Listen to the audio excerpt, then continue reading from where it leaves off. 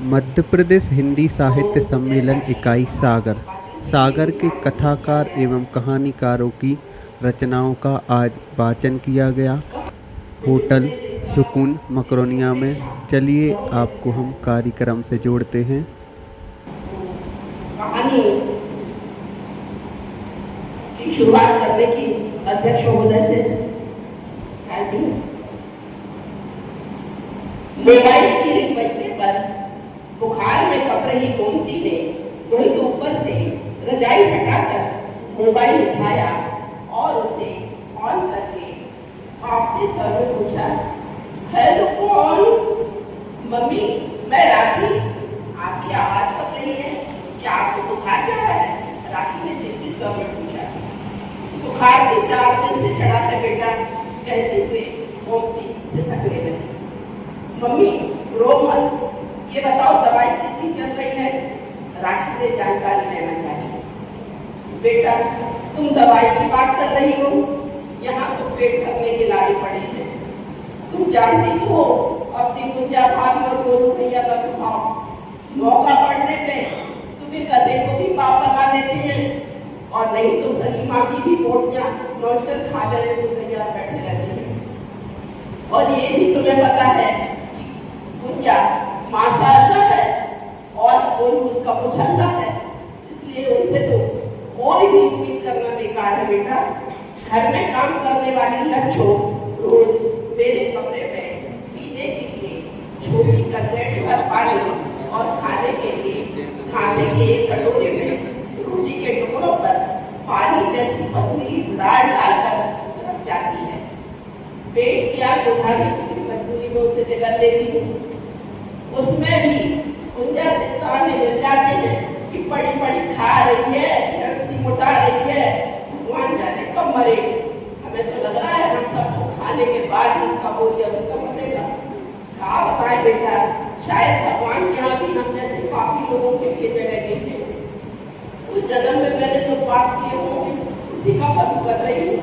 उनकी ने गहरी सांस कर कहा, मम्मी ये सब आप क्यों सहती रहती हो? ऐसी हालत में उन लोगों से कुछ कहती क्यों नहीं? राखी ने उससे परेशान में कहा। खूब कह के देख लिया, उससे कुछ भी कहने का कोई सार नहीं है बेटा। जब भी कुछ कहो तो दोनों जन कह देते हैं, अगर घर की मार्केट बच के रहने का शौक लग रहा है तो अपना सारा धन जमीन मकान हमारे नाम पर कर दो, नहीं तो जैसा लगता है उसी में खुश रहो। गोमती ने अपना दर्द बयां किया। मम्मी आप चिंता मत करो, मैं 4 दिन बाद बेंगलुरु से वापस लौट गई। तब आपको डॉक्टर को भी दिखा दूंगी और फिर अपने साथ ही उनके साथ रखूंगी, ठीक है? तब तक अपना ध्यान रखना और रोना मत। मैं भी फोन रख रही हूँ, कहकर उन्हें तसल्ली देते हुए राखी ने अपना मोबाइल ऑफ कर दिया।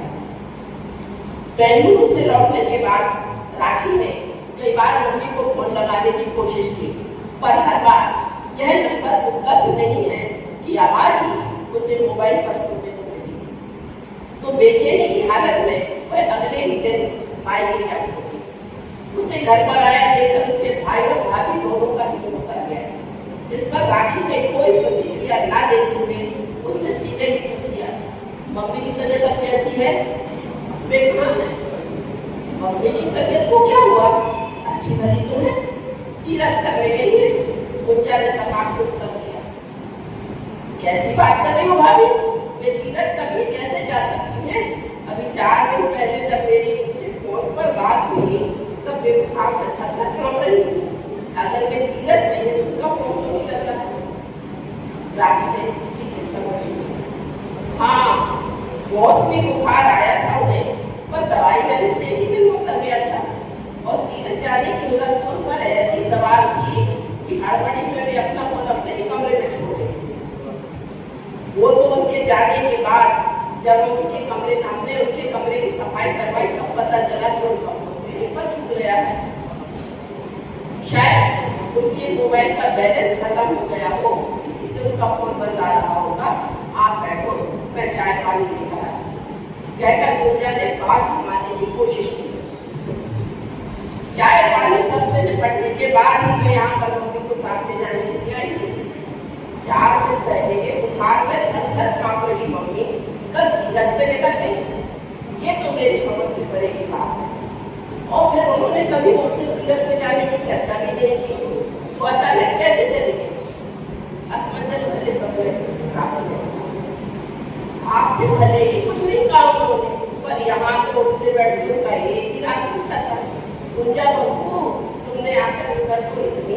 तरह से संभाल लिया है, मेरी सारी चिंताएं मिट गई। अब मेरी जिम्मेदारी खत्म। ये घर गृहस्थी घर जमीन सब तुम संभाल के मैं तीर्थ यात्रा करके अपना जन्म सफल करूंगी। और किस्मत की बात देखो कि साधु और साधुओं की एक टोली तीर्थ यात्रा पर हुई। तो अच्छा साथ देखकर मम्मी का भी मन तीर्थ करने का बन गया। क्योंकि कल उन्हें यात्रा पर निकलना था, इसलिए उन्होंने परसों ही वसीयत बनवाकर सब कुछ मेरे नाम कर दिया। मैंने उनसे कहा कि अपनी बेटी के लिए तो कुछ दे दो। तो वे बोली हमने उसकी शादी बड़ी धूमधाम से की थी, जो देना था सब दे दिया। उसके ब्याह में मैंने अपने दिल के सारे अरमान पूरे कर लिए थे। और वैसे भी ईश्वर की कृपा से उसके जीवन में किसी चीज की कोई कमी तो है नहीं, इसलिए यहाँ अब जो भी है उस पर तुम्हारा और उनका ही हक है। गुंजा ने 50 मिनट फोन पर रोटी तक के लिए तरसती मम्मी की दर्द भरी शिकायत और भाभी का सब कुछ हड़प कर शत्रु की मिठास बरसाना राखी के लिए किसी षड्यंत्र की गंध दे रहा था। और उसे समझ में ही नहीं आ रहा था कि सच्चाई का पता कैसे लगाएं।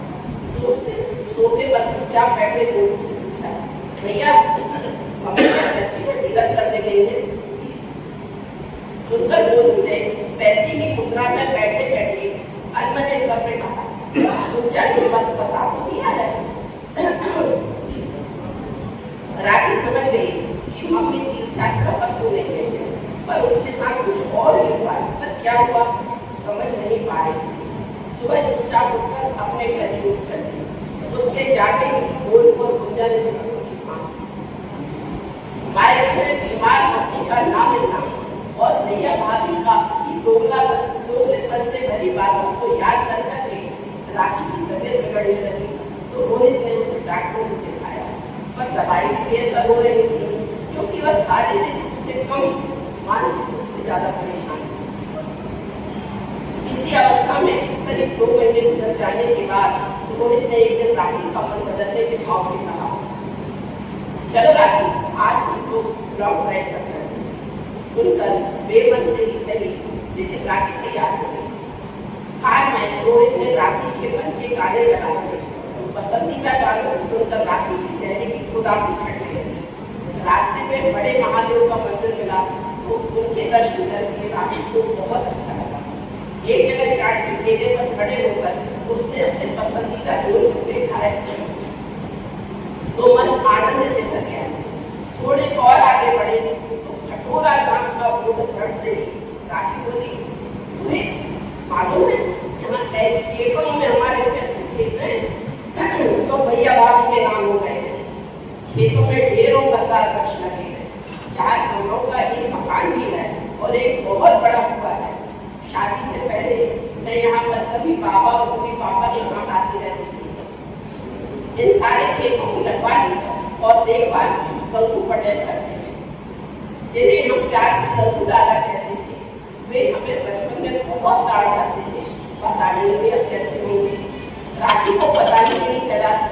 उसकी बातें सुनते सुनते कब रोहित ने अपनी गाड़ी उसके पैतृक खेत के पास लाकर खड़ी कर गाड़ी देखकर खेत में काम करता एक नौजवान भागा हुआ आया और पूछने लगा, काका मैं आप लोगों को कौन से मिलने हैं? राखी ने कहा, गंगू दादा है क्या? नौजवान बोला, आओ मानो खाए हैं, हम अब तक बुलाएंगे। कहते हुए वह भाग कर गया और 2 मिनट में वापस आ गया। उसके पीछे दूसरी बड़ी पहने, कंधे पर खोलिया लटकाए, आंखों पर गजर का चश्मा चढ़ाए, पैरों में टायर की चप्पल फंसाए, सफेद बालों वाले बुजुर्ग पैरों में टेढ़ेपन के बावजूद तेज चाल से चले आ रहे थे। वे उनके पास आकर उन्हें पहचानने की कोशिश करते हुए बोले, कौन? राखी बिटिया और जमाई आप लोग का? हाँ गंगू दादा, आप एकदम सही पहचाने। कहती हुए राखी ने प्रणाम की मुद्रा में अपने दोनों हाथ जोड़ लिए। सुनकर गंगू की आंखें छलक आई। उसने दोनों के पैर छूने के बाद कहा, इतने भले आए आप कोई चले, हम तो आप लोगों की बात ही करते। चलो उधर चलते घर की दलान में बैठ लो। दलान में लकड़ी की बहुत पुरानी 4 कुर्सियां रखी हुई थी। उन कुर्सियों को तौलिया से साफ करके रोहित और राखी को उस पर बैठने का इशारा किया। उनके बैठते ही कंकु ने नौजवान को आवाज देते हुए कहा, बेटा स्नान जल्दी से जाके मेहमानों के लाने पानी और फल फूल ले आओ। फिर राखी से दुखी स्वर में, बेटिया तो कौन से देश गई जो मलाई कुमारों को देख को भी नहीं आई। कुछ देर में उन्होंने अपने बहन के लिए आंसू बढ़ने की बात से पूछी, दादा मैं तो देश छोड़कर कहीं भी नहीं गई थी और आप कौन सी मलाई के बड़े लोगों की बात कर रहे हैं, मेरे को कुछ समझ में नहीं आ रहा है। राखी ने भरी स्वर में कहा, बेटिया तुम्हारी अम्मा गुजर गई तो तुम्हें पता नहीं है। बब्बू ने समझाने की कोशिश की, दादा क्या आप मम्मी की बात कर रहे हो, वो तो तीरथ करने गई है, सैया भाभी तो हमें यही बताया था। राखी ने बात समझ, बोलो बेटिया तुम्हारे भैया भाभी तो हमें लगा समझ को चलता है, अम्मा को मेरे मुझे कब नहीं रहूंगा। भगवान ऐसी औलाद और ऐसी मौत दोनों को लेते हैं। बेटिया हम कुछ किया वो तो नहीं चाहा और मन नहीं मानता, सो बताए देते हैं कि घर की चाबी ये नहीं कियारा में खरीदे थे। जब जरूरत हुए वो घर को खोल लेते, 1.5 महीना पहले हम और हवा को मोड़ा कसना, हम 2 जने रिश्तेदारी के साथ गए, 4 दिन बाद लौटे, सुई घर के भीतर से कोलों की धीरे धीरे से खुलने की आवाज आ रही थी। सोचे हमको बेटा डरा गया, फिर हमने डरा दरवाजे खोली तो देखो तो तुम्हारी अम्मा नीचे फर्श पे बेसुरी छूट रही थी। अम्मा को इतने की हालत में देख के हम तो संगे रह गए, समझे में नहीं आई कि कहाँ से आ गई। ये एकदम तेरा हो गई थी, और लगभग उन्होंने जमीन से उठाकर हल्का में पारो, फिर उसमें ले आगे के गाने पानी छीटा मारी, फिर उसमें नहीं आई। मनो बड़बड़ा नहीं कि हमारी रात जा रही है तो हमें संग नवाजे है। फिर हमने दूर भैया को खबर भिजवाई, सुबह वाले हवाई आ रहे हैं, संचालन नहीं आए। जब अम्मा की सांसें उखड़ने लगी तो हमने फिर से उन्हें खबर भिजवाई, फिर भी कोई जन नहीं आए, तब लोग अम्मा के प्राण बचे हुए गए। कहते आपने भी कोई जन लगे, ये तो तीरथ कर गई थी, तो कहाँ से आ गई। अब जब चीजें आए नहीं है तो इनको फिक्र करो में नहीं लगता है। हमने भी भैया अम्मा राखी को जब कोई याद कर रही थी उन्हें तो बुला लो, सुखमय फौजी कहने लगी बेटे देश में नहीं हम परदेश लेंगे। फिर बात आई नहीं हो गया, जैसे हम 4 दिनों के बीच में अम्मा को लटका के बेट वाले चले गए, तब दोबारा नहीं आए। तब उन्होंने पूरी घटना बताई तो राखी पपक के रो पड़ी। फिर उसने अपने पति से बोले, रोहित अभी थाने चलो, उन दोनों की रिपोर्ट डाली। सुनकर रोहित ने उसके कंधे पर हाथ रखकर तसल्ली देते हुए समझाया, उन लोगों से तो अपने संबंध ऐसे ही नहीं रहते और फिर रिपोर्ट डालने से भी मम्मी के वापस आने वाली है, इसलिए दुनिया भर की झंझटों में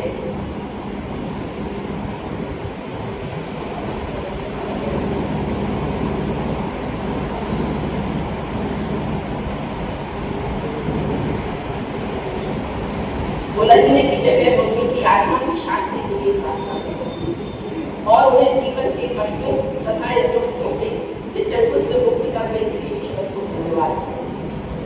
सुनकर राखी ने सिसकते हुए कहा, बात बहुत सही कह रहे हैं, पर अंतिम काल में मम्मी की वो दर्द भरी मां की आवाज को मैं तो शायद कभी नहीं भूल पाऊंगी।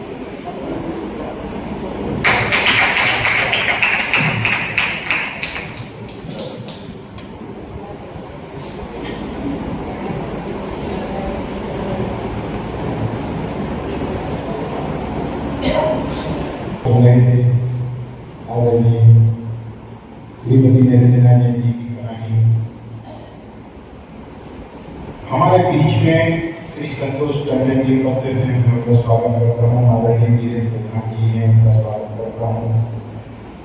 आदरणीय संतोष पाठक जी हैं, उनका स्वागत करता हूँ। भाई सौरभ दुबे हैं, उनका स्वागत करता हूँ। शिशिर अवस्थी जी हैं, उनका स्वागत करता हूँ। आदरणीय संजय जैन सर हैं, उनका स्वागत करता हूँ। अब मैं अगले कहानीकार के रूप में आदरणीय R.K. तिवारी जी को आवाज देता हूँ आए और अपनी कहानी बता रहे हैं।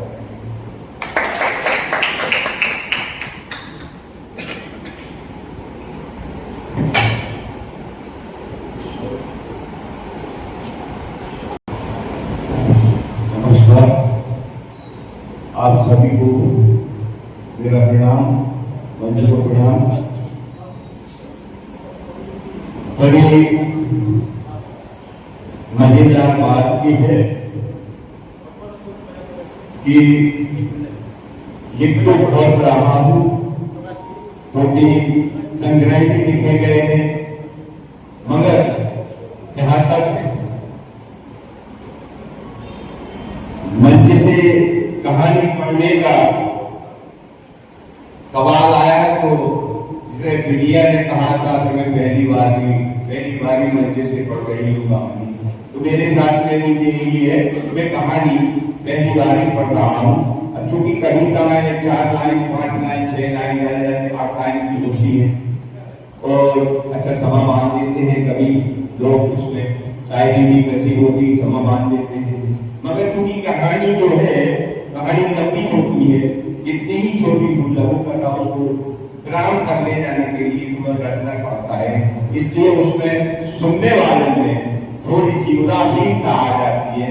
तो मैं आप सभी से गुजारिश करूंगा कि सुनिए, हम लोगों का प्रयास है और श्रीवास्तव जी का धन्यवाद है कि उन्होंने इस कार्यक्रम का आयोजन किया। अभी तक शायरी कवियों का और सम्मेलन का सभी होता है। तो पहली भी छोटी सी मेरी कहानी है जो प्रवृत्ति के ऊपर जाती है, चाहे वो इंसान हो चाहे जानवर हो कोई भी हो, जैसा जीव रहता है वो वैसे वातावरण में ही अपने आप को परिपूर्ण समझता है, अच्छा समझता है, उस मिजाज भी रहता है।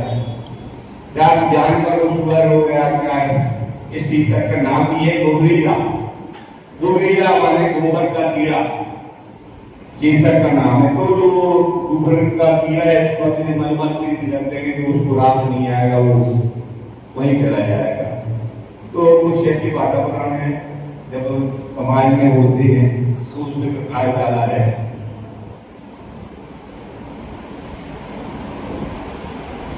चूंकि कहानियां तो काल्पनिक ही होती है, ये भी एक कल्पना मात्र है। एक राजा है, वो अपने राज में बहुत बेचैन है और 3-4 दिन से उसका राजसभा भी नहीं लगी, राज दरबार भी नहीं लगा बेचैनी के कारण। महामंत्री 2 दिन बाद आते हैं और राजा साहब से उनकी बेचैनी का कारण पूछते हैं कि कारण क्या है जो आप इतने दिन से 3-4 दिन हो गए राज दरबार भी नहीं लगा और आपके चेहरे से लग रहा है बहुत परेशान है, कारण क्या है? तो राजा साहब बोलते हैं क्या बताऊं महामंत्री जी, मैं समझ नहीं पा रहा हूं ये समस्या आप हल कर पाएंगे कि नहीं, मैं तो नहीं समझ पा रहा। तब महामंत्री जी बोले कि आप बताइए, मैं कोशिश करूंगा आपकी समस्या के समाधान की। तो महामंत्री बोले, राजा बोले महामंत्री जी से कि आज महामंत्री जी मेरी जो रानी है 4-5 दिन से अस्वस्थ है, चेहरा पीला पड़ गया है, न खा रही है न पी रही है और न हंस रही है न बोल रही है। मैं समझ नहीं पा रहा हूं कारण क्या है। राज दरबार में राज में सब कुछ उपलब्ध है,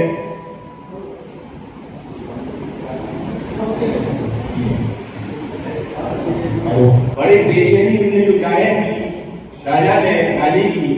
तो महामंत्री बोले मैं खुद नहीं समझ पा रहा हूं कि क्या कमी है एक रानी के लिए, फिर भी क्या बात है। राजवेद को भी आप दिखा चुके हैं, राजवेद कहता कुछ नहीं है। फिर महामंत्री जो कि काफी वृद्ध थे, तो राजा साहब से बोले कि एक काम हो सकता है, अपन रानी की मां से इनकी जानकारी ले सकते हैं। ऐसा तो नहीं है कोई खानदानी बीमारी हो या कोई कारण हो, वो उनकी मां ही बता सकती है। तो बोले एक काम करिए, रानी की मां से आप ही मिलिए। तो महामंत्री जी, अच्छों की क्या है, रानी भी 1-1.5-2 महीने ही पहले राजा साहब यहाँ के आए थे। हुआ यह था कि राजा साहब शहर भ्रमण पर गए थे, महामंत्री साथ में थे, पूरा शहर घूमते घामते जब वहां से आए तो थोड़े एकांत में एक महिला भीख मांग रही थी और उस महिला की एक 18-19 साल की लड़की बेटी साथ में थी। राजा साहब उस लड़की को देखकर उस पर मोहित हो गए और महामंत्री जी बोले कि मैं इससे विवाह करना चाहता हूँ। महामंत्री जी बोले क्या कर रहे हैं यहाँ, कहाँ आप कहाँ हो? बोले कुछ भी करूँ, मेरे तो शादी करनी है। महामंत्री जी राजा को देख के बोले ठीक है, मैं कोशिश करूंगा। और फिर इस तरह से महामंत्री ने साम नाम दंड भेद करके उसकी लड़की की शादी राजा साहब से करा दी। और रानी दो लड़की की मां को कहीं एक अलग कहीं दूर उसने पूरी व्यवस्था करा दी, वो वहां रहने लगी। इस तरह से रानी आई थी, कुछ दिन से बीमार रहने लगी। अब महामंत्री जी रानी की मां के पास जाते हैं, उसको रातों रात गुप्त दरवाजे से पीछे के दरवाजे से लाते हैं और राजा साहब से मिलाते हैं। राजा साहब अपनी समस्या बताते हैं। रानी की मां कुछ देर तक सुनती है उनकी बात और फिर कहती है कि मुझे अपनी बेटी से, अपनी रानी से अकेले में बात करना है। तो राजा ने महामंत्री की ओर देखा, महामंत्री ने राजा को देखा, दोनों ने आंखों में इशारे किए, बोले ठीक है।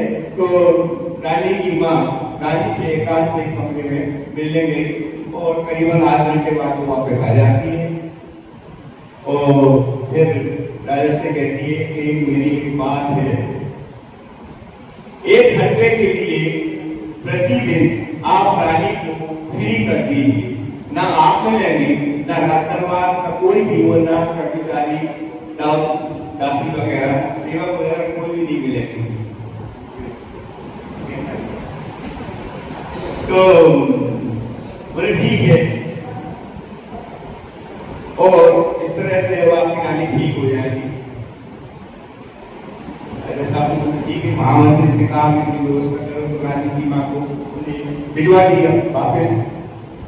अब कुछ दिन बाद देखते हैं कि रानी में बहुत परिवर्तन आ गया, खूबसूरती भी आ गई, खाने पीने भी लगी, अच्छे से बात भी करने लगी। अब ये चमत्कार 2-3 दिन के अंदर देखा तो महामंत्री से राजा बोले यार चमत्कार हो गया, ऐसा कुछ क्या करके गई है उनकी माँ कि अपन इतने प्रयास कर रहे थे, राज भी परेशान थे, आप परेशान थे। तो महामंत्री बोले कि राजा बोले इसकी दस्तक चाहिए। तो महामंत्री बोले कि अब राजा साहब आप एक काम कीजिए, रानी के लिए एक बार घुमाने के लिए ले जाइए कहीं दूर शहर भ्रमण पर। बोले फिर और आपके कर्मचारी भी हैं यहाँ के राजमहल में रानी के, उनकी भी छुट्टी कर दी। बोले ठीक है। तो राजा ने वैसे दूसरे दिन किया, रानी को घुमाने ले गए, वो सब कर्मचारियों की छुट्टी कर दी। अब महामंत्री ने अपना एक कारीगर को बुलाया और जिस कमरे में रानी रहती थी उसके चारों कोनों में एक होल करा दिया, आप बात देखने के लिए, एक आंख से देख सके जैसे। वो ठीक है, राजा धूमधाम के आ गए और उसके बाद इस प्रकार रानी को 1 घंटे दिया जाता था। रानी अपने 1 घंटे के लिए दूसरे देश से अपने कमरे में एकांत में रही और उस बीच में महामंत्री ने उस रोशनदास को एक छेद से देखा तो आश्चर्य पड़ गया, चकरा गई उसकी बुद्धि, चकरा गई महामंत्री की, चुपचाप हो गया। ठीक है, शाम को खाना वाना रानी ने खाया पिया, सबके साथ उतर रहे। राजा साहब से महामंत्री बोले कि पता चल गया, तो राजा साहब को बेचैन थे, उत्सुकता बोले कि हाँ बोलिए बोलिए, क्या पता चल गया भाई, बीमारी का कारण क्या, इलाज क्या है? बोले कि मैं बता नहीं सकता, आपको दिखा सकता हूँ। बोले दिखा सकते हैं? बोले हाँ दिखा सकते हैं। वो बोले कल दिखा, ठीक है। फिर दूसरे दिन कोई दोपहर का टाइम हुआ और उस बीच में सब कर्मचारी भी भगा किए जाते थे, तो राजा साहब से कहा आप इसमें से देखिए, रोशनदान में से देखिए, अंदर देखिए। तो राजा साहब अंदर छेद में से देखते हैं और चक्कर सलीका आ जाता है, माथा पीट लेते हैं। होता यह है कि रानी अंदर चारों तरफ के दरवाजे बंद करके फटे आए कपड़ा पहने एक थाली हाथ में लिए और दीवारों से कह रही है, दे दे माँ के नाम से दे दे तुम्हारे बच्चे अच्छे रहे। और राजा साहब ने सिर्फ पीट दिया कि वो लोग कहानी सुना।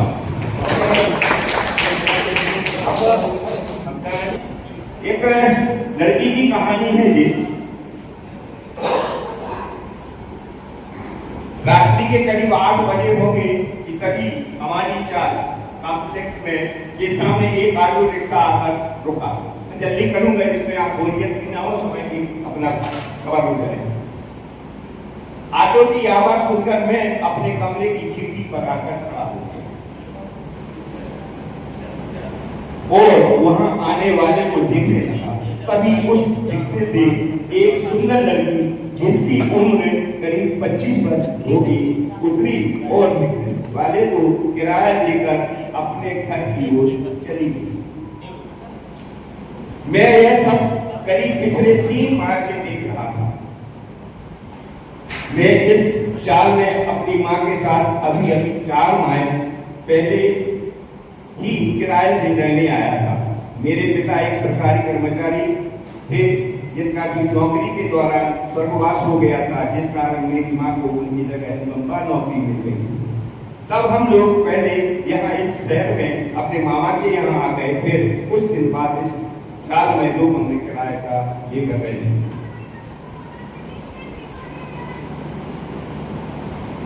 शुरू के कुछ दिनों तक तो मुझे कुछ समझ में नहीं आया कि कौन हमारा पड़ोसी है, किस जाति का है, किस धर्म का है, क्या करते हैं। पर धीरे धीरे मालूम पड़ गया मैं उस चाल के ऊपरी वाली माला में रहता था। हमारे नीचे की माला में करीब 6 किराएदार और रहते थे, जिनमें एक परिवार दीनदयाल जी का तो एक परिवार प्रेम प्रकाश जी का रहता था, जिन्हें देखकर लगता था शायद यह दोनों परिवार बहुत अरसे से वहां रह रहे हैं, क्योंकि पूरी चाल और आसपास में उनका बहुत दबदबा पुराने कि यहाँ कई वर्षों से पहले से रह रहे दीनदयाल जी के परिवार में उनके बूढ़े माता पिता और 3 बड़े बड़े बच्चे थे। तो 3 बच्चे प्रेम प्रकाश जी के भी साथ रहते थे। कॉम्प्लेक्स के नीचे के फ्लोर्स में की खुली जगह में इन्हीं लोगों का आधिपत्य था। मैं सोचता हूँ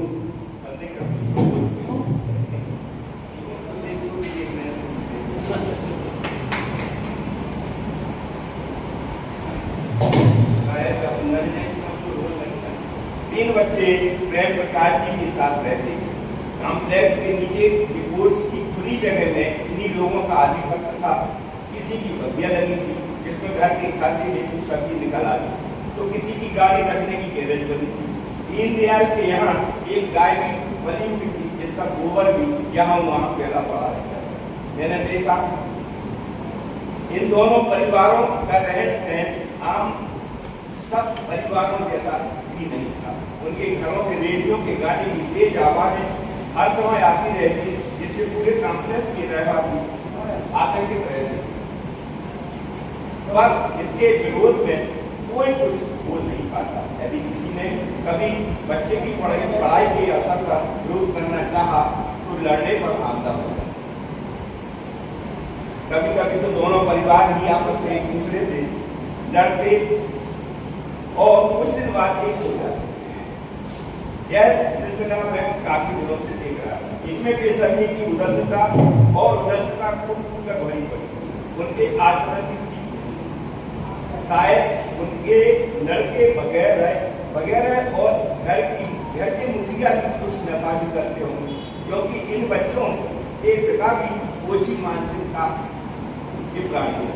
तभी तो जब वह लड़की यहाँ से देखिए, क्योंकि जब वह लड़की रात्रि को अपने काम से घर आती, इनके पिता पता नहीं उस पर कितनी गंदी पत्तियां कसते, कितने गंदे करते, कितने ही दुभाषी दो अर्थों शब्दों का प्रयोग करते, जैसे कहते पता नहीं लोग कहाँ मस्ती मारते हैं।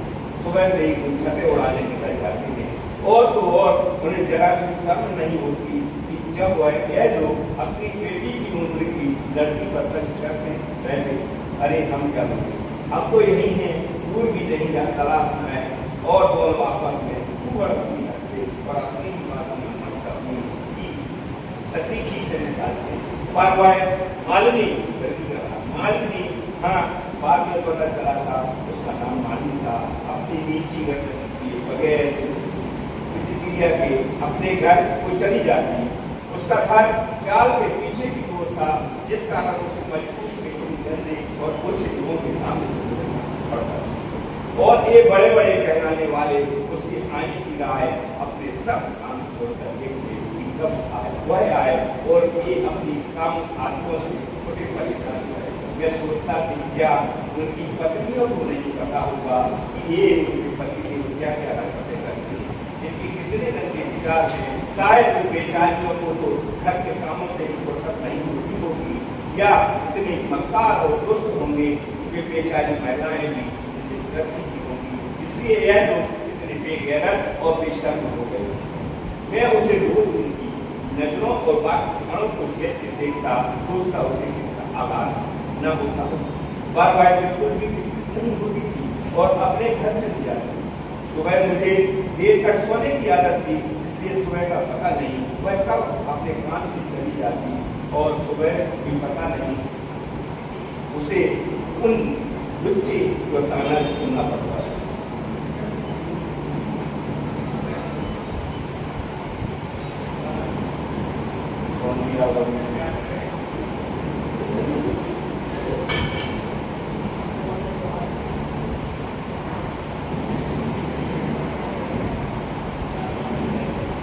कौन क्या कर रहा है, इस सब से कोई मतलब नहीं होना चाहिए। मैं आगे निकल गया।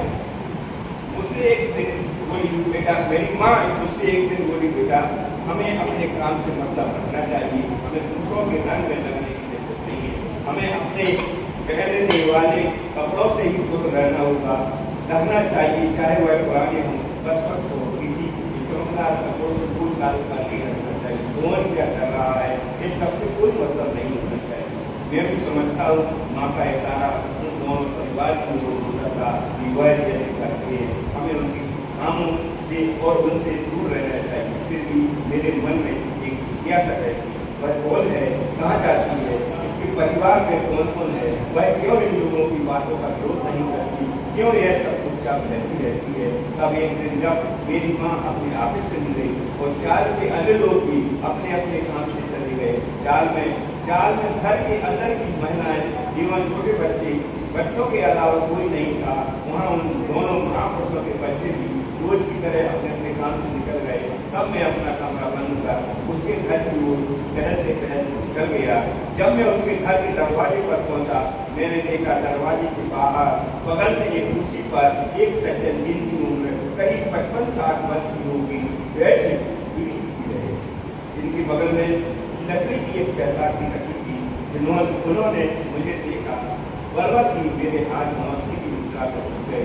तब उन्होंने नमस्ते का जवाब दिया, चेहरे पर थोड़ी मुस्कुराहट के साथ किया। मैं थोड़ा चिपका, तब वे बोले यहाँ नए आए हो। मैंने तुरंत कहा हाँ चाचा। मेरे मोटे चाचा शब्द सुनकर शायद मैं बहुत प्रसन्नता हूँ। तब वे बोले बेटा अंदर कुर्सी रखी है, और दरवाजे की ओर इशारा कर बोले तुम ही उठा लो, घर में और कोई नहीं, जो कुर्सी आकर में मैं तुरंत अंदर गया। एक फाइबर की कुर्सी तो कमरे में एक ओर रखी थी उठा लाया। मैंने एक क्षण कमरे में देखा। कमरे में बहुत मायूस छाई थी, बिल्कुल नीरस लग रहा था। कुर्सी उनके बगल में रखकर मैं उस बैठा। मेरे बैठने के बाद उन्होंने मेरा परिचय दिया। मैंने विस्तार से उन्हें अपना परिचय दिया। तब मैंने भी उनसे पूछा, चाचा घर में और कौन कौन है? तब मैं एक लंबी ठंडी सांस लेते हुए बड़ी मायूसी से बोले, बेटा घर क्या, यह तो अस्पताल है, तुम देख ही रहे हो, मेरा एक पैर नहीं है। घर के अंदर मेरी 80 वर्ष की माँ बीमार पड़ी है, जिसे वर्षों से धक्का लगा हुआ है। मेरा एक लड़का 14-15 वर्ष का जो जन्म से ही बीमार है, वही बिस्तर से नहीं सकता। मेरी पत्नी का स्वर्गवास इसकी सेवा करते करते हो गया। तब मैंने पूछा, आपकी हालत किस कारण से हुई? मेरी ओर देखकर बोले, मैं एक सेठ की कार चला रहा था। एक बार मेरी कार को एक ट्रक वाले ने टक्कर मार दी। हमारी कार रोड के पट्टी खाकर गिर गए। उस वक्त मेरे सेठ के साथ मेरा पत्नी बैठी थी। वे दोनों कार के नीचे दब गए। मैं जैसे तैसे अपनी सीट से राह गुजरने वालों राहगीरों की मदद से बाहर निकला। इसके बाद मैंने अन्य लोगों की मदद से अपने सेठ से इसी तरह मेरा एक पैर कार की टूटी लोहे की तरफ दब गया। मैं पहले बहुत जख्मी था। मेरे सर से खून बह रहा था। मेरा खून अधिक बह जाने के कारण मैं बेहोश हो गया। पर जब होश आया तब मैं अस्पताल की पलंग पर पड़ा था। मुझे मेरे सेठ लोगों की मदद से अस्पताल ले आए। मुझे शुगर की बीमारी थी, इस कारण मेरे कटे पैर का घाव बहुत फैल गया। डॉक्टरों ने कहा, इससे पूरे शरीर में जहर फैलने का खतरा है। यदि शीघ्र ही उसे काटा नहीं गया तो इसकी जान नहीं जा सकती है। तब मेरा सेठ जी बड़े दयालु हैं। मेरी सारी दवा का खर्च उन्हीं ने उठाया और आज भी वह मुझे 2000 रुपये का महीना खर्च देते हैं। इसके अलावा इस चाल का किराया भी दे ही देते हैं, पर क्या करें, इतनी पैसों में गुजारा इसके जुटता है। और फिर मेरी माँ और मेरे लड़के की दवा पर बहुत पैसा खर्च होता है, जिसके कारण मेरी नन्ही सी बच्ची जो बहुत होनहार समझदार है, जिसे घर से बाहर जाना पड़ता है, वह बेचारी पता नहीं रात को सो भी पाती है या नहीं। सुबह सुबह 5 बजे जाती है, घर का सारा काम करती है, फिर अपनी दादी और अपने छोटे भाई को दवा देती, छोटे भाई की साफ सफाई करती, फिर नहाकर मुझे चाय नाश्ता देती। तो 7 बजे अपनी काम कर जाती है। उससे सुबह 8 बजे से 10 बजे तक एक स्कूल में बच्चों को पढ़ाना पड़ता है, जिसके बदले उसे स्कूल से 2000 रुपये मिलता है। इसके बाद 11 बजे से शाम 6 बजे तक हमारे सेठ की ऑफिस आती है, जहाँ हमारे सेठ जी ने उसे अपने ऑफिस में लिखा पढ़ी लगा रखा है। वहाँ से मेरे सेठ की 5000 रुपये महीने। इसके बाद वह 2 घरों के बच्चों को 1 घंटे ट्यूशन देती है, जिससे उसे 2000 रुपये मिल जाता है, जिससे हमारे परिवार का भरण पोषण होता है। उसे इतना सब करने के बाद घर लौट के मैं रात के 8 या 10, कभी 10, कभी 11 बज जाते, तब जाकर वह पापा ने, बेटा यदि मेरी मालिनी इतनी मेहनत ना करे तो हम तीनों अपाहिजों को भूखा मरना पड़े। मुझे उसकी बहुत चिंता रहती है। समय ठीक नहीं, चारों ओर गंदगी और गंदे विचारों का सैलाब फैला है, हर मोड़ पर दरिद्र है। हमारे समाज की विकृत मानसिकता मुझे बहुत डराती है। मेरी अबोध बच्ची जब तक घर नहीं आ जाती मुझे चैन नहीं मिलता। उनकी बात सुनकर आश्चर्य से रह गया। मुझे आज पता चला कि वह नींद बनी हुई है, अपनी खुशियों को, अपनी अभिलाषाओं को मन में दबाए, अपने अपाहिज भाई और बीमार दादी के लिए कितना त्याग कर रही है, मेहनत कर रही है, पर हमारे समाज को उसकी मजबूरी नहीं दिखती। पता नहीं इंसानों की सोच क्यों हैवानों जैसी हो रही है, मुझे पता भी नहीं चला। समय कितना हो गया था, मैं उनसे इजाजत लेकर अपने घर आ गया और सोचने लगा, पता नहीं इन लड़कियों की क्या क्या मजबूरियाँ होती होंगी, जिस कारण इन्हें घर से बाहर काम करना पड़ता है। एक गांव से दूसरे गांव, एक शहर से दूसरे शहर, बस से, ट्रेनों से, मोटरसाइकिल से जाना पड़ता है। और हमारे समाज की पहली बुराई पूरी नजरों के रूप में इन्हें झेलना पड़ता है। मंचलों की कंठ सुनना पड़ती है, उनके गंदे कमेंट सुनना पड़ते हैं, उनके द्वारा किए बसों में, भीड़ भाड़ में, ट्रेनों के सफर में उनकी गंदे स्पर्शों को सहना पड़ता है।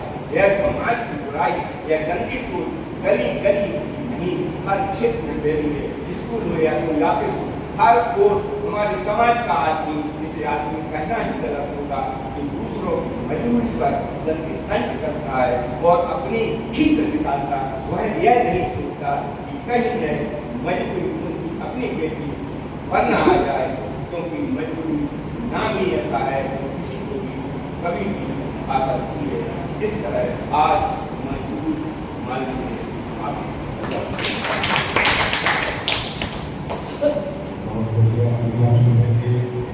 आदरणीय राजकुमार तिवारी जी को ये होटल स्कूल, इसके संचालक हैं नितिन राठौर, रतनदीप जैन, और यहाँ के होटल मैनेजर हैं धनीराम पटेल, जिन्होंने ये व्यवस्था बनाई है। और ये सब व्यवस्थाओं के व्यवस्थापक हमारे आदरणीय महेश प्रकाश श्रीवास्तव जी हैं, वो ही सूत्रधार हैं आज के कार्यक्रम के। हमारे श्री नवनीत धकड़ जी उपस्थित नहीं हो सके हैं क्योंकि उनका ऑपरेशन हो रहा है, तो उनकी रचना पाठ के लिए मैं आदरणीय महेश प्रकाश श्रीवास्तव जी से अनुरोध करता हूँ कि उनकी कथा का वाचन करें।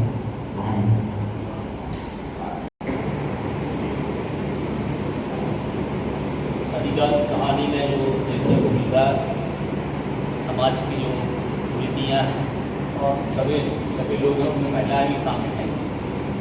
इस कहानी में भी धकड़ जी ने समाज के आखिरी पायदान पे खड़े लोगों के बारे में बात की है, उसको मैं आपको सुना रहा हूँ। कहानी का शीर्षक है सिद्धू पगलेट।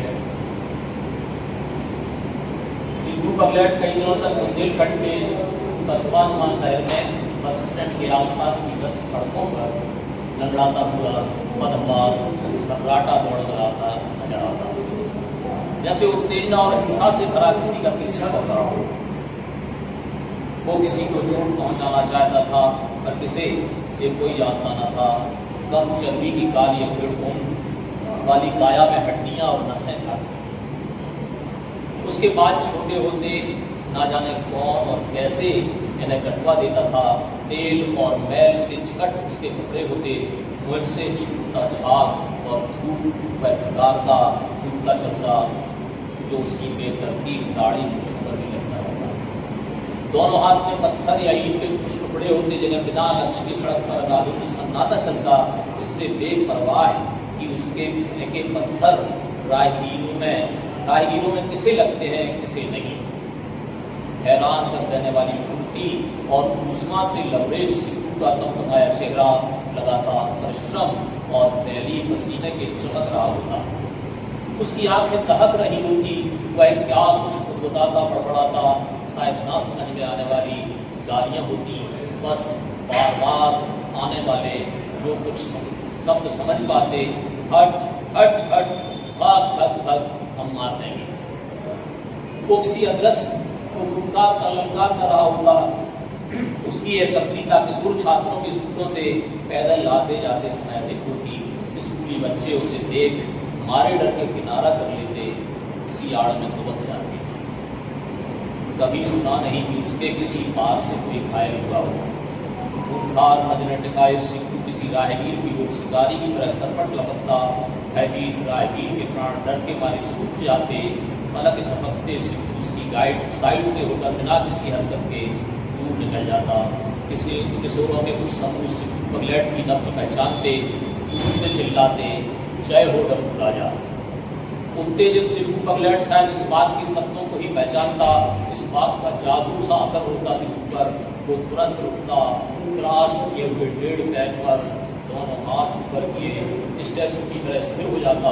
उसके शरीर की मुद्रा तांडव कर रहे शंकर जी से मिलती हुई हो जाती। वह एकदम अविचल और शांत होता।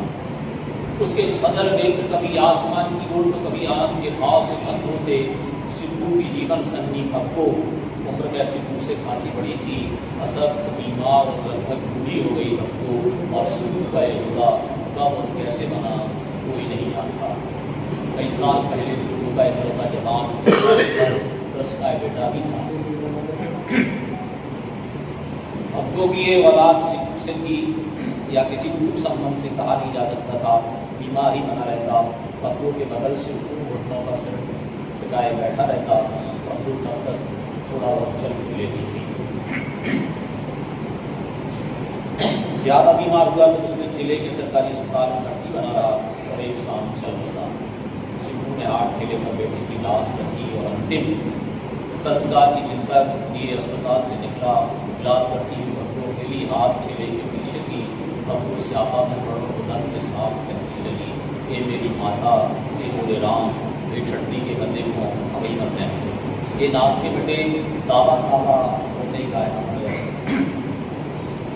पक्को के पुत्र शोक व्यक्त करने को ये की तो सब उठे।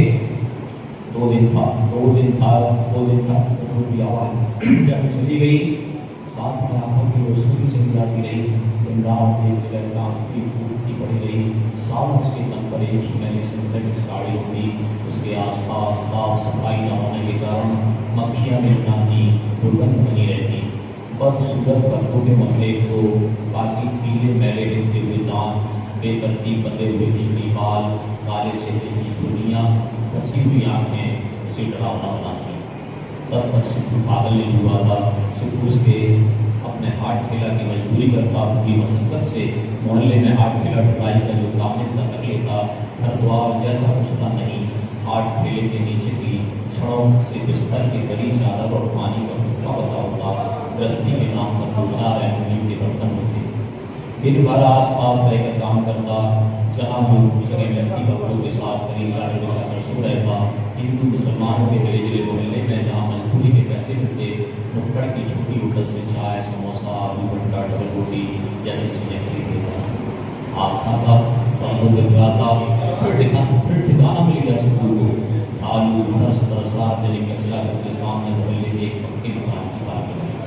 नीचे सड़क से लगी सीढ़ियों के साथ बना हुआ एक सीमेंट चबूतरा मकान अक्सर खाली बना रहता। कोई रोक टोक करने वाला था नहीं। धूप और बारिश से बचने से पूरे पक्को के साथ इसे ही अपना आसियाना बना लिया। समय के साथ अमीर हो चुकी पक्को खिड़की बगीचन की शिकार और सब होती चली गई। चबूतरे के कोने में पड़ी रहती, अपनी जगह से सरकती नहीं पाती। सोने खाने का कोई निश्चित समय नहीं। कई दिनों के अंतराल के बाद कपड़ों में ही हिद्दत हो लेती। बदबू इतनी की राहगीर अपनी नाक कर निकलती। सिद्धू काम से लौटता, पास के हैंडपंप से कुत्ते में भरकर पानी भर लाता। जैसा भी बनता, पक्को और चबूतरे की सफाई करता। मल और गंदगी उठाने, सामने बने कचरे करके आगे करता। कुछ फर्श पर लगातार टपकी नाली में भी कभी कभार पक्को को हैंडपंप के पानी से नहला देता। पूरे सफ़ेद बदरंग बालों के कुछ तेल लगाकर गूंथ देता। सिद्धू की जिंदगी बस पक्को ही थी। भावनात्मक और उसके जीने का सहारा थी, पर उसकी जिंदगी को कठिन बनाने का सबब थी। अकार स्वर में चीखती और रोटी और बहुत कम और खोखले मोहब्बत आहिस्ता आवाज से बड़बड़ाती, इस कहाँ हुआ है, ये तो पानी दे दे। अब तो रात जागती रहती, अकार में बड़बड़ाती रोटी। थका हार सिद्धू जेल में कुछ खत्म होने पर कभी कभार शाम को शराब पी किया करता। सिद्धू खींच आता, झुंझला जाता, गालियाँ देते हुए पक्को को लत्या देता। चंडोलन प्राण ले ले बोले, न सोए न सोन गए, कहाँ से बोले गले बन गई। जल्दी कर जा, मरद भी नहीं आ, अब सो जा आगे हुई। यूँ तो पक्को को बेइंतहा चाहता था, पर जताने के लिए उसके पास एक ही शब्द थे। देर रातों में पक्को बेवजह खलास वाले टुकड़ाए गले से तहार मारकर रोती। आवाज़ से पास पड़ोस के घरों की लाइट जल जाती। कुछ लोग खिड़कियों और दरवाजों की तरह उसे झांकते, उठ बैठते। तो जानते थे कि पक्को की आवाज़ है, जाग कर भी बिस्तरों पर बने रहते। कुछ बाहर निकल के आवाज़ लगाते, कायदे से तू काय द्वारों पक्को को मोहल्ला समझते है कि नहीं। कुछ रहमदल ईद त्योहार और दूसरे मौके पर पक्को के चबूतरे पर कुछ खाने पीने का सामान आवाज़ लगाकर बच जाते और पक्को थी कि सिद्धू के हाथ के अलावा कुछ भी मिले खाती ही नहीं थी। उजड़ मन चले छोड़े फर्श करी से उजड़ते उजड़े भक्तों के सुखाने पर उनके मनोरंजन रास्ते भक्तों को छेड़ते। आए भक्तों डार्लिंग कहाँ हो तुम्हारा सिद्धू बुरा। भक्तों तो जैसे बोलना जवाब देना या बातों को समझना भूल की जा रही थी। वे भक्तों को चिढ़ाते, भक्तों चिल्लाती चीखती तो उनका मजा और भी बढ़ जाता। भक्तों पर पानी कंकर बीड़ी के अनचले टुकड़े फेंकते। सिद्धू के साथ रहते भी मन चले कई बार भक्तों को कंकर कचरा बांटते। सिद्धू ने रोज में गड़गड़ाता मिन्नतें करता। उस शाम सिद्धू जब अपने काम से वापस लौटा, अपना हाथ ठेला सार्वजनिक कचरा घर के पास किनारे खड़ा करके टिकाया, देखा भक्तों बेसुध सी घायल पड़ी थी। कई जगहों से खून बहकर सूख गया था। उसके आसपास कुछ मिट्टी के टुकड़े थे। ना जाने कौन भक्तों को चोटें पहुंचाया गया था। शायद आवारा भक्तों का हमला हो। सिद्धू उदास था पर करता क्या, पास के बनिए की दुकान से 2 रुपए का सरसों का तेल ले आया। भक्तों के घाव पर लगाया। भक्तों अपनी तड़प लग रही थी पर ये कोई बहुत गलत बात न थी। उसकी रोज हरकतों से यही था। हाँ, भक्तों की सांसों की धड़धड़ाहट बहुत ज़्यादा जरूरी थी। उसी रात तेज बारिश के बीच भक्तों की सांस चलना बंद हुई, देह ठंडी हुई। सिद्धू को समझ में आ गया कि भक्तों चली गई। शून्य में कांपता रात भर भक्तों के सबके पास बैठा रहा। ढालू फर्श पर बरसाती पानी किसी बहते हुए नाले की आवाज़ कर रहा था। भक्तों की लाश को मोहल्ले के लोगों ने नगर पालिका की मदद से ठिकाने लगवाया। इसके बाद शहर ने सिद्धू को अदरस से जूझते आतंकी सिद्धू बगलेट की तरह देखा और जाना। Thank you.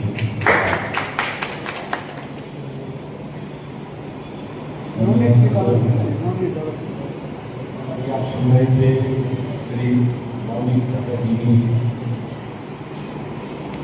कहानी। आप सभी कहानीकारों से अनुरोध कर रहा हूँ कि मेरे व्हाट्सएप नंबर पर जो आपने कहानी पढ़ी उसका शीर्षक जरूर भेजें, समाचार में देने के लिए ठीक है। अब मैं अगली कहानी के रूप में श्री संतोष विद्यार्थी जी को आमंत्रित करता हूँ कि वो आए और अपनी लघु कथा कहानी प्रस्तुत करें।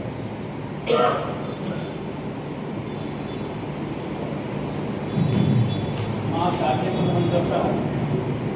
मध्य प्रदेश के साहित्य समीक्षक इकाई सागर इस पावन मंच को नमन करता हूँ और आप सभी को नमन करता हूँ। साथियों, वैसे तो मैं कहानीकार नहीं हूँ और आज जिन कहानीकारों की स्थिति थी कहानी पढ़ने की उसका मेरा नाम भी नहीं। फिर भी मैंने ये दुस्साहस किया कि मैं आपको अपने पहले प्रयास का प्रसन्नता जब हुई कि हमारे आरती तिवारी जो विस्थापित कहानीकार हैं उन्होंने कहा कि मैं पहली बार ही पढ़ रहा हूँ। उनके मतलब से मेरा साथ रहा। तो आप तो विद्यार्थी हैं,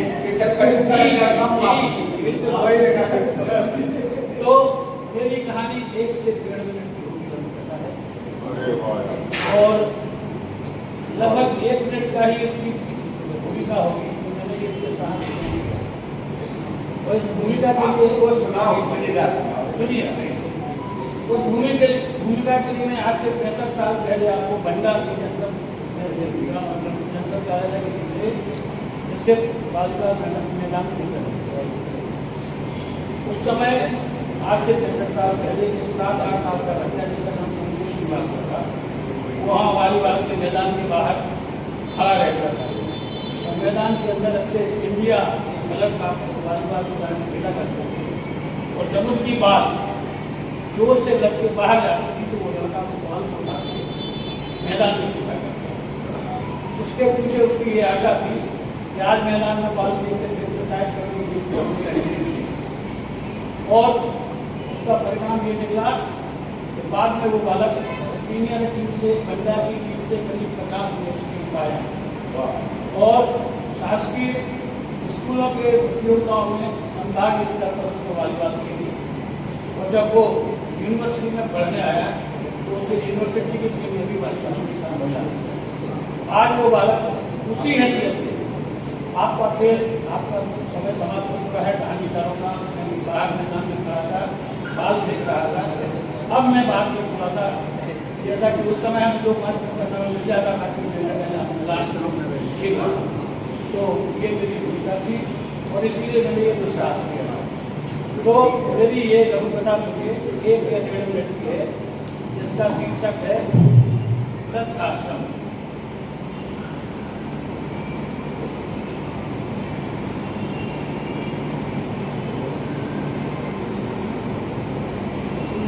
आज रमेश को ऑफिस के लिए देर हो रही थी।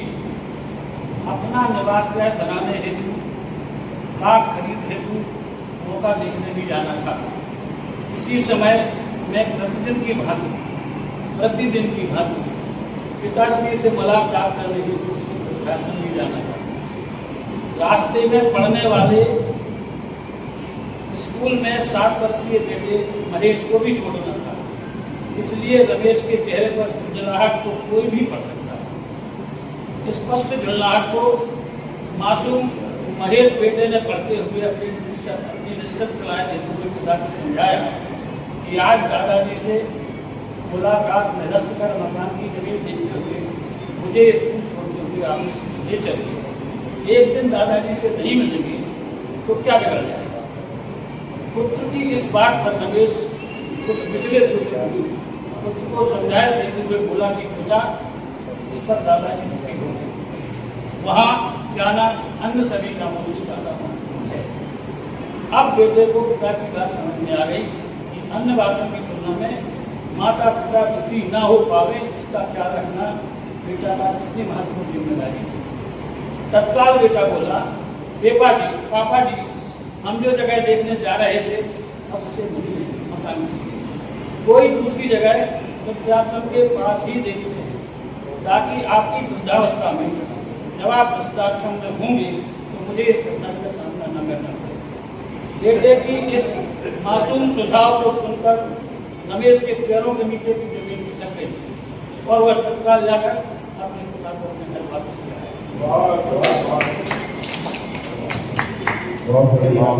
अब मैं दूसरी हसीता सिंह को बुलाता हूँ। इससे पहले मैं डॉक्टर महेंद्र खरे जी पधारे, उनका स्वागत करता हूँ और वो आए और अपना संक्षिप्त में कहानी समीक्षा की है उसका वाचन करें।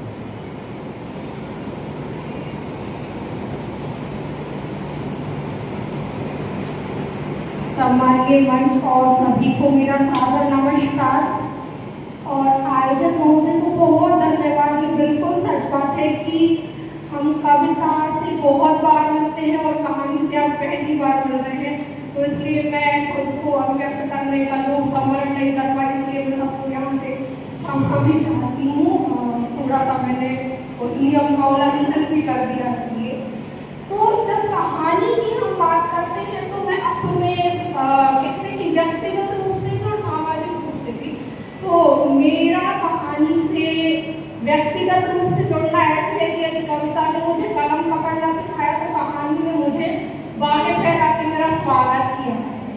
तो मैंने पिछले दिनों नासिरा शर्मा जी का एक उपन्यास पारिजात पढ़ा था, जिसको साल 2016 का साहित्य अकादमी पुरस्कार दिया गया है। तो उससे मेरे मिलने की जो कहानी के पीछे की कहानी वो ऐसी है, क्योंकि हम सबको नेट भी तैयार करना है, बहुत सारी प्रतियोगिता परीक्षाएं हमारी अकादमिक तैयार करनी होती है, तो तब मैंने उसको एक बतौर जानकारी पर याद करने का एक सहयोग बना कि हाँ ये ठीक है, याद कर दिया जाए। पर अभी मैं अजीम प्रेमजी फाउंडेशन के ऑफिस में एक दिन थी और अचानक से मेरी नज़र उस किताब पे पड़ी, उससे मिलना हुआ।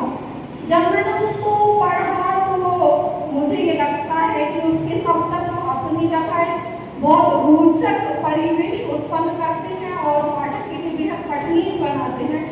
और पारिजात दरअसल सिर्फ एक रात में खिलने महकने वाले फूल का नाम नहीं है, वो एक बृहद रूपक है जो हमारे सामाजिक संस्कृतियों, परिवर्तन और परंपराओं की कहानी है। वो कथानक सिर्फ ऐसा नहीं है कि एक संबंध विच्छेद की कहानी है जहाँ से एक माँ और बाप के एक संबंध विच्छेद के चलते उनके बच्चे की जो कस्टडी है वो किसे दी जाए, उसकी पर कहानी नहीं है। जब हम उसे पढ़ते जाते हैं तो हम अलग अलग देखते हैं कि किस तरह संस्कृति परिवर्तित होती है और उसमें बार बार अलग अलग जो हमारे चरित्र हैं वो कहते भी हैं कि आजकल की नई पीढ़ी कैसी है कि वो अपनी जड़ें भूलती जा रही है।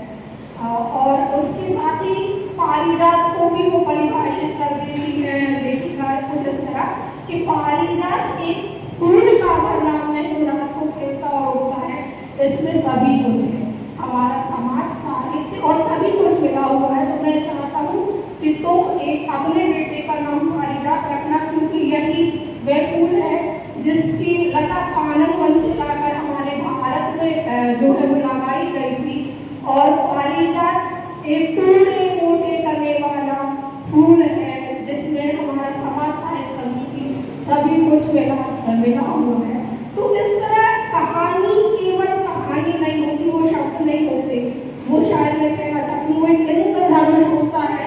और जो कि अब मैं दंत प्रक्रिया, चिकित्सकीय प्रक्रिया से खुद भी गुजर रही हूँ, तो कहते हैं जब बहुत भारी बारिश होती है आपके पास, अब वो सुख की बारिश है, संघर्ष की बारिश है, दुख की बारिश है, तो आपको इंद्रधनुष दिखाई देता है। तो मुझे कहानियों के इंद्रधनुष ने हमेशा अपने आप में संभाल के रखा। बस यही मेरी उस कहानी के पीछे की कहानी थी। आप सबको बहुत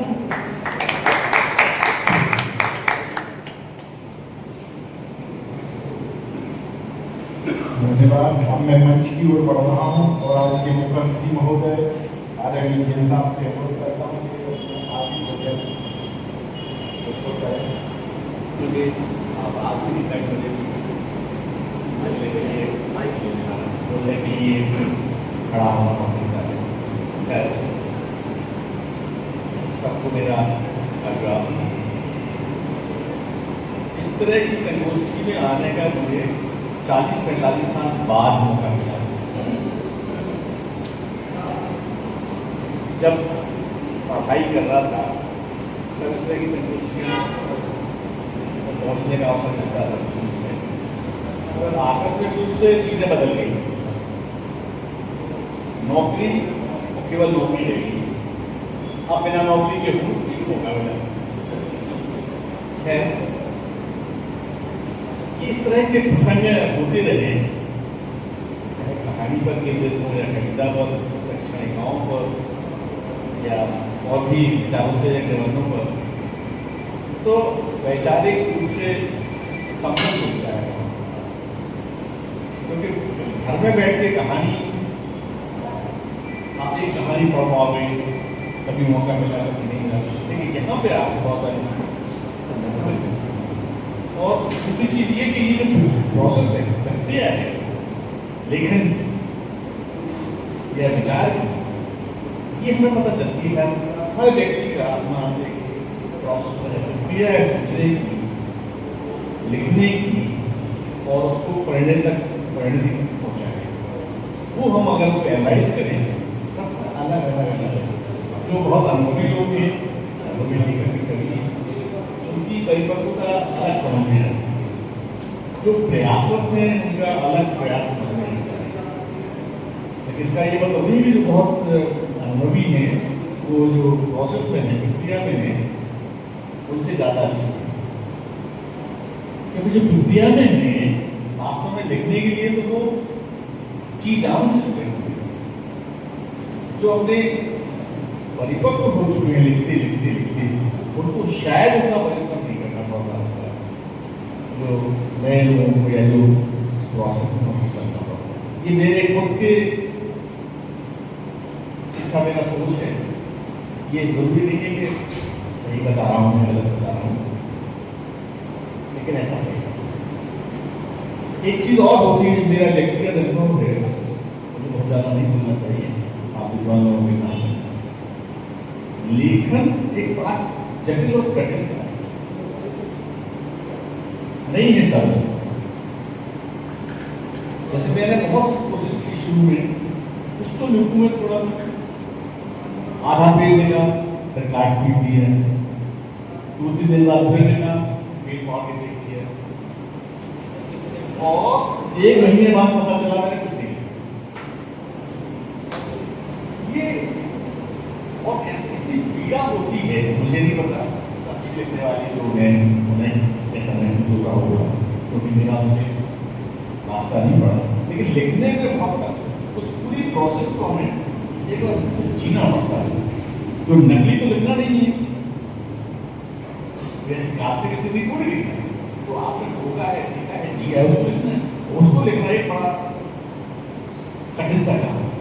उस कठिनाई पर किसकी मास्टरी हो गई वो समझ लो, उसे समझता के झंडे काट। आप कभी आपने सुना होगा अशोक गांधी साहब कविताएं लिखते तो सीधे टाइपराइटर पर लिखते थे। इतना मतलब आश्चर्यजनक बात, टाइपराइटर पर बैठकर सीधा वो लिखते थे। आज भी टाइपराइटर पर ही लिखते हैं। तो मुझे तो बड़ा ऐसा लगता है जैसे कोई दैवी उपहार मिला तो कागज पर लिखे, कागज खराब कर। आज तक मैंने 4 पंक्तियां नहीं लिखा है कभी भी, तो केवल वहां रचनात्मक लिखने की बात नहीं कर रहा हूँ, तो सरकारी नौकरी के दौरान लिखने की बात आती है, किसी इंक्वायरी में, किसी प्रोसीडिंग में, वहां भी ये स्थिति डिपार्टमेंटल इंक्वायरी के जो प्रोसेस चलाता हूँ मैं, चलाता था तो रिमाइंडर, एक पहला रिमाइंडर, दूसरा रिमाइंडर लिखा ही नहीं पाता, लिखा लगा दिया गलत है, फिर लिखा लगाइए ये गलत, फिर किसी से डिस्कस क्या लग रही है। तो ये लेखन जो है ये बड़ा जटिल सा प्रोसेस है। आप ऊर्जा में विद्वान लोग हैं, आप लोगों को सरल हो सकता है, मैं अपनी बात बता रहा हूँ। तो मुझे तो अगर कोई कहे चुटकुला हो लिख दो, उसको भी नहीं लिख पाऊंगा। और आप लोग लिख रहे हो, मैं तो देख रहा हूँ कि सबकी अलग अलग और अच्छा लिख रहे हैं, ये मतलब प्रशंसनीय कार्य है।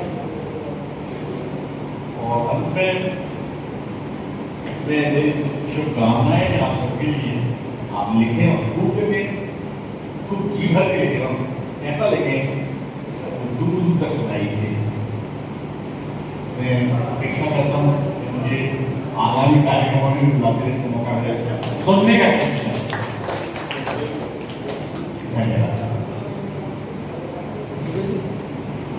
धन्यवाद। आधा मिनट का समय दूंगा। समय हो रहा है, 4:30 बज गए। बहन सुश्री सरस सिंह जी को आमंत्रित करता हूँ, दुआएं और अपनी कथा कहानी मंच पर रखने।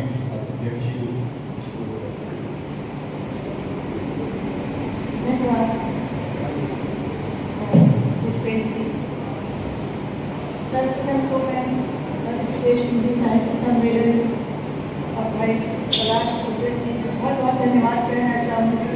वो हमेशा नवाचार करते हैं और हमेशा कुछ अच्छा ही आयोजन करते हैं, और यहाँ इस आयोजन का श्रेय जाता है भाई भाई श्रीवास्तव जी को, जिन्होंने इतना अच्छा यहाँ को अवसर दिया है कहानी सुनने का, कहानी पर चिंतन करने का, कहानी पर विमर्श का।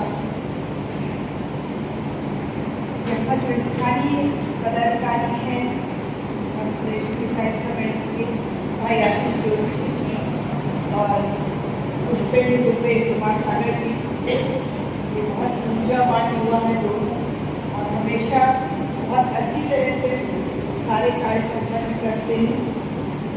इनकी उपस्थिति में ये आयोजन सफल होना ही था।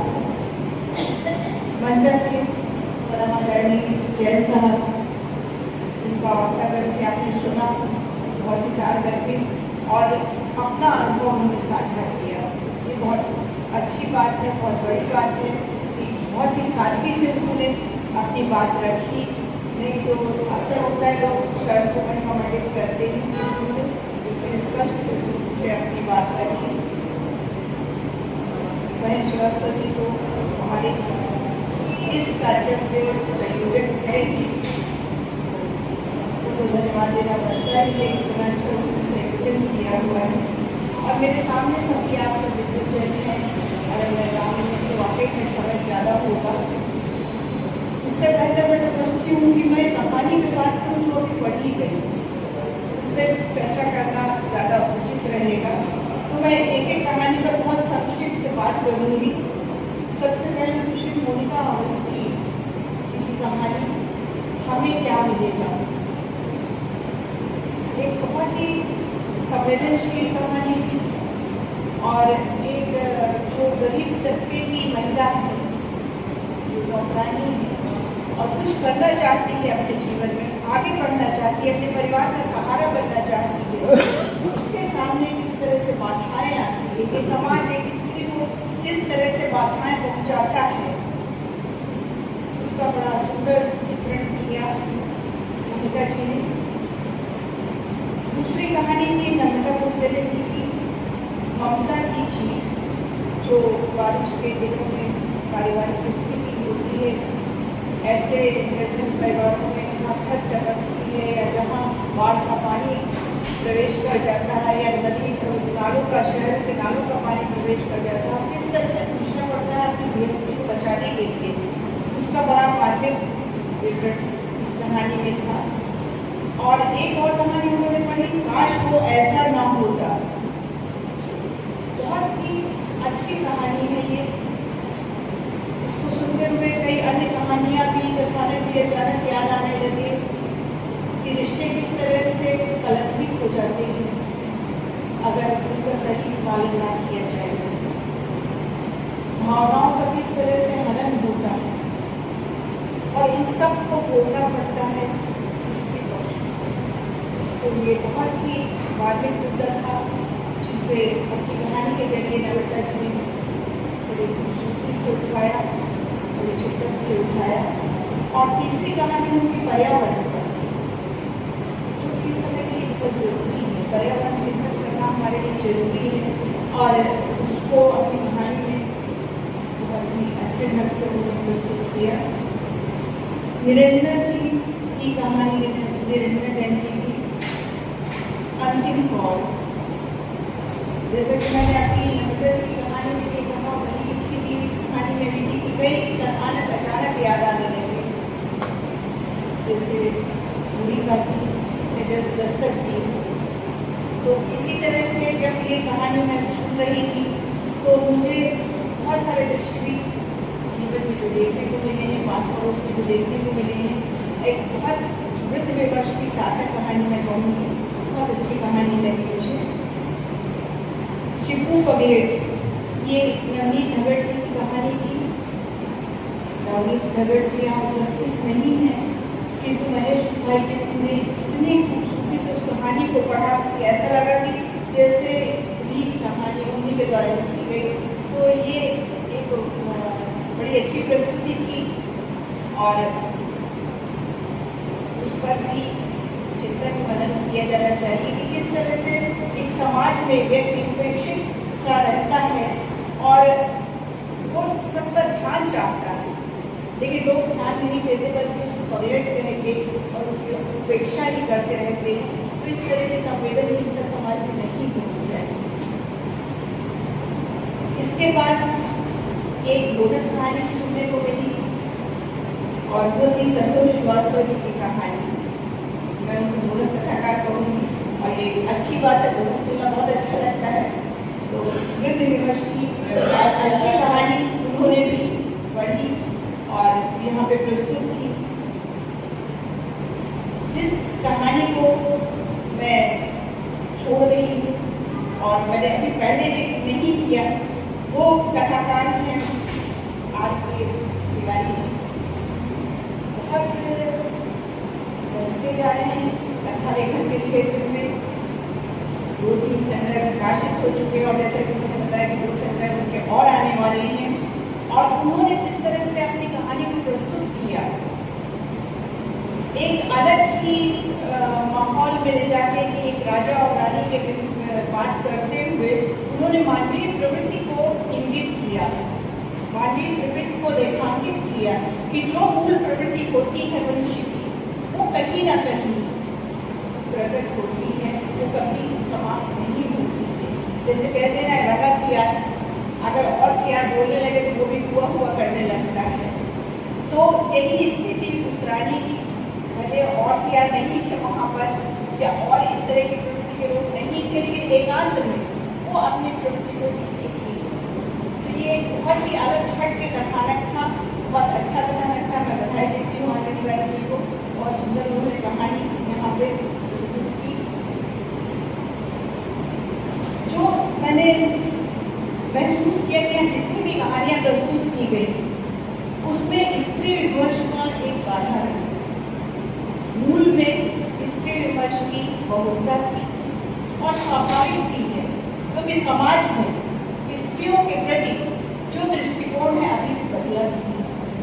तो जब कहानियाँ गढ़ी जाएंगी, कहानियाँ लिखी जाएंगी, कहानियाँ कही जाएंगी, तो कहीं ना कहीं केंद्र में स्त्री मौजूद होगी। और एक बात और मुझे आज के इस आयोजन में बड़ी अच्छी सी लगी, हालांकि मैं खुद भी उसके लिए अपने आप को फिट नहीं पाती हूँ, परफेक्ट नहीं पाती हूँ और मैं शायद उसका पालन भी ना कर सकूँ, लेकिन मैंने देखा कि जो कहा जाता है कि कहानी कही जाती है, लिखी नहीं जाती। कहानी का वास्ता वाचिक परंपरा से एक व्यक्ति दूसरे व्यक्ति को कहानी सुनाता है या एक समूह को कहानी सुनाता है, यही परंपरा रही। गाँव में, चौपालों में या नाना नानी, दादा दादी बच्चों को कहानी सुनाते रहे, लिखते नहीं रहे।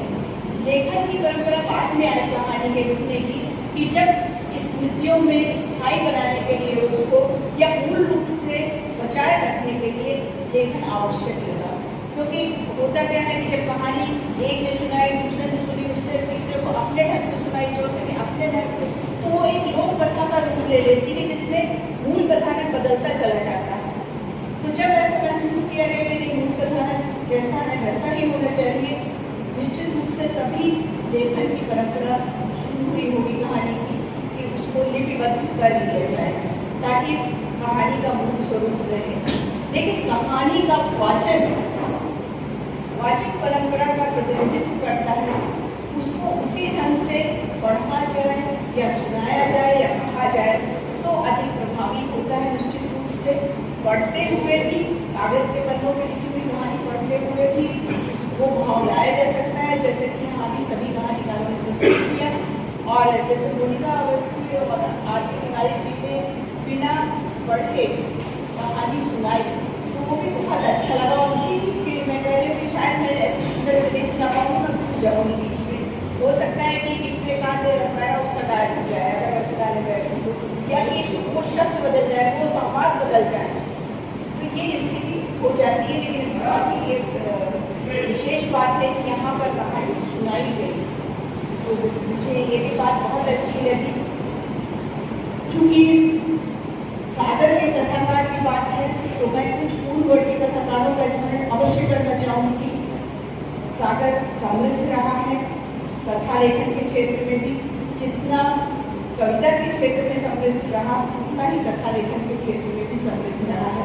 यहाँ की एक बहुत ही समृद्ध परंपरा रही है जो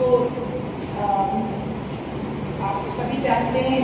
शिव कुमार श्रीवास्तव जी बहुत अच्छे कथाकार रहे हैं, रमेश दुबे जी बहुत अच्छे कथाकार रहे हैं, आदरणीय महेंद्र पुष्करे जी, उन्होंने बहुत अच्छी कथाएं लिखी, उपन्यास लिखे। एक कथाकार थे जिन्होंने ज़्यादातर तो बाल साहित्य की कथाएं लिखी, अकिंचन जी, उन्होंने बहुत ही अच्छी कथाएं लिखी हैं।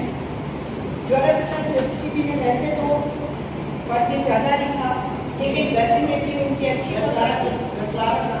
और कहानियाँ भी उन्होंने बहुत, वही मैं उसी प्यार की कहानियाँ भी उन्होंने बहुत ही अच्छी लिखी हैं। ज़्यादातर हम उनकी जो कविता है उनको उसका स्मरण रखते हैं, लेकिन ज्वलंत जोशी जी ने भी बहुत ही उम्दा कहानियाँ लिखी हैं जिसको जरूर पढ़ा जाना चाहिए। इस तरह हमारे सागर की जो भावभूमि है वो कथा लेखन से भी समृद्ध है। जरूर बख्श जी मतलब बहुत नाम गिनाने बैठूं तो बहुत लंबी लाइन लग गई, बहुत लंबी लिस्ट हो जाएगी। तो ये तो मैं कुछ नाम गिना रही हूँ कि बहुत जिनको हमेशा स्मरण किया जाना चाहिए, और सभी कथाकारों को, अपने पूर्ववर्ती कथाकारों को न केवल स्मरण किया जाना चाहिए बल्कि उनकी कथाओं को पढ़ा जाना चाहिए, ताकि ये पता चले कि हमारे जो पूर्वज थे, हमारे पूर्ववर्ती थे, जो हमारे वरिष्ठ थे, उन्होंने क्या लिखा है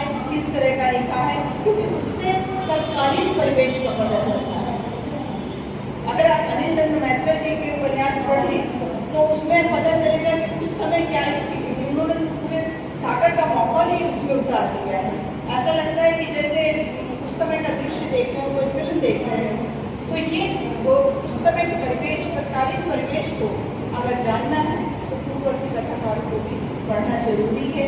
जैसे आज के परिवेश, आज के कथाओं में दिखाई दे रहा है। आप सब ने जो कहानियाँ पढ़ी उसमें आज का परिवेश मौजूद है। जब आगे के लोग पढ़ेंगे, हमारी भावी पीढ़ी इन कहानियों को पढ़ेगी, तो आज के परिवेश को आपकी कहानियों के द्वारा जान सकेगी। कहानी चाहे छोटी हो या बड़ी, सभी महत्वपूर्ण होती है। मुझे याद आती है कि एक वो अर्नेस्ट हेमिंग्वे की कहानी है जो संसार की सबसे छोटी कहानी मानी जाती है कि बिक्री के लिए एक बच्चे का कपड़ा जो कभी पहना नहीं है।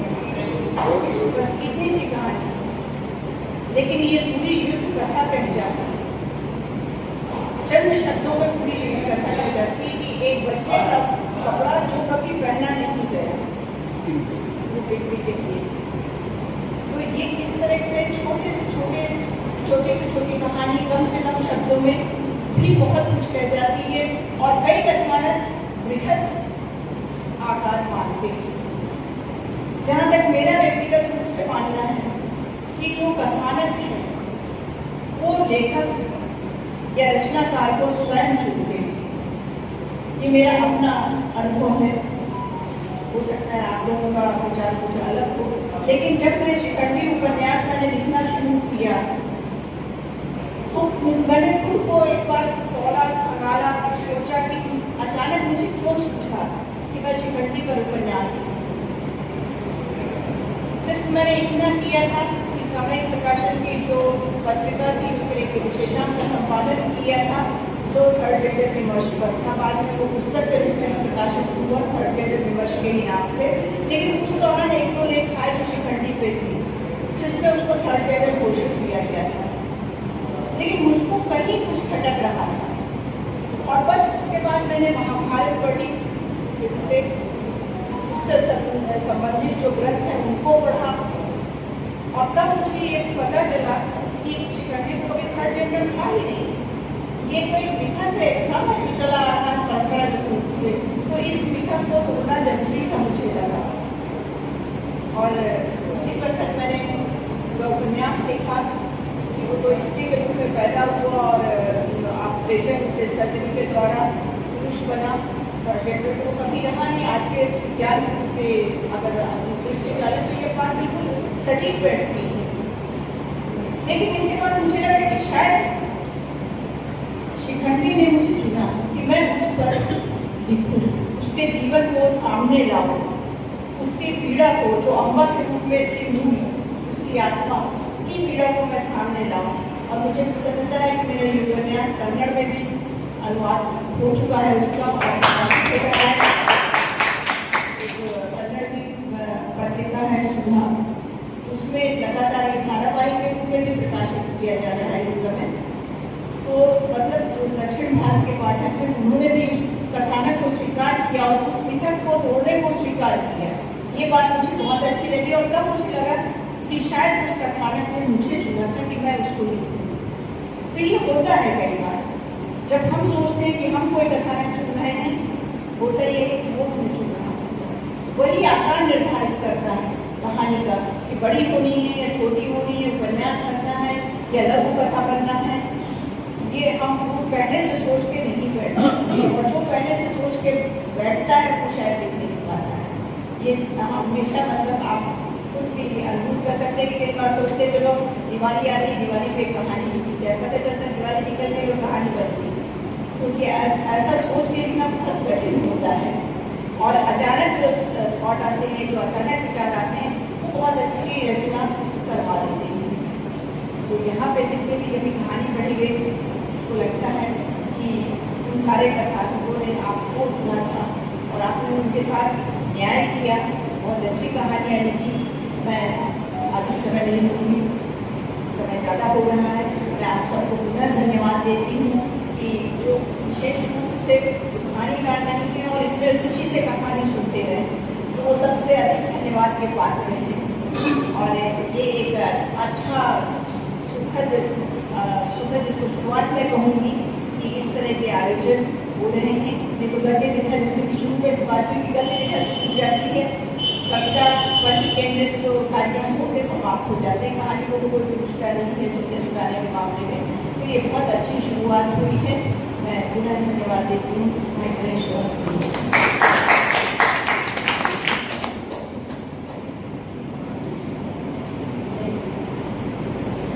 कहानी सुनाने में मुझसे कहा गया था, लेकिन मैं समझती हूँ कि एक अध्यक्ष की लाइफ को निभाते हुए मुझे कहानी नहीं सुनानी चाहिए, सिर्फ जब आगे का कहानी का शब्द होगी तब सुनाऊंगी।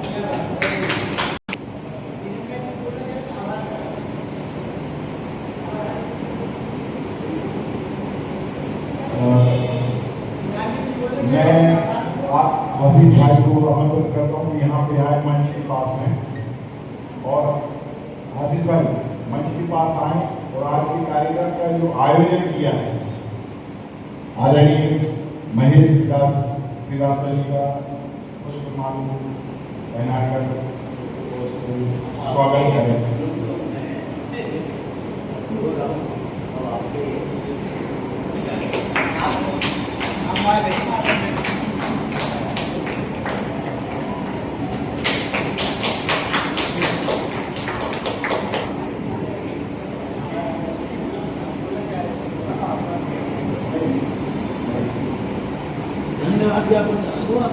मैं आभार प्रदर्शन के लिए आदरणीय महेश विकास श्रीवास्तव जी से अनुरोध करता हूँ कि घुमाएं और आज के कार्यक्रम का आभार धन्यवाद। जैसा कि सभी ने अनुभव किया और हम जानते हैं कि आज हमने एक नई शुरुआत की, कहानी वाचन की, तो एक रिस्क लेना ही है। यहाँ पे कविताओं और शायरों की, शायरी की, गजलों की ये महफिल जल्दी जम जाती है, लेकिन कहानी वाचन अपने आप में कहानी लिखना भी कठिन है और कहानी वाचन और बोलना भी कठिन है। तो इस हिसाब से सुश्री सिंह जी ने हमारा आग्रह स्वीकार किया अध्यक्षता करने का, और हमारे आशीष भाई मुस्लिम भाई ने भी हमें उत्साह बढ़ाया।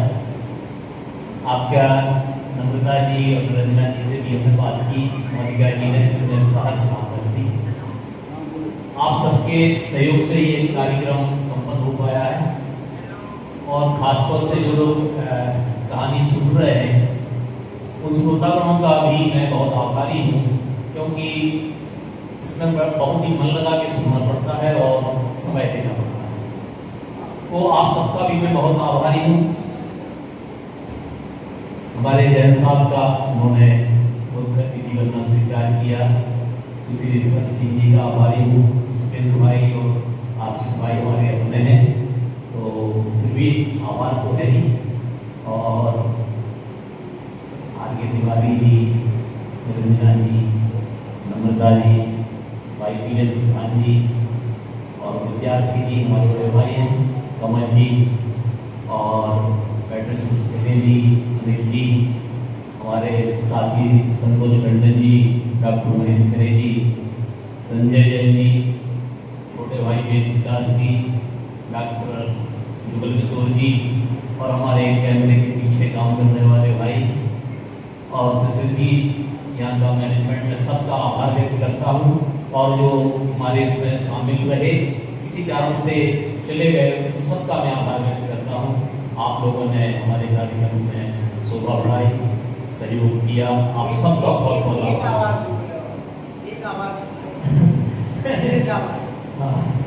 और श्रीमती बबीता श्रीवास्तव को भी आभारी हूँ, ये हमारे हर काम में सहयोग करती है, तो इसका भी बहुत बहुत आभार, धन्यवाद, बहुत बहुत आभार।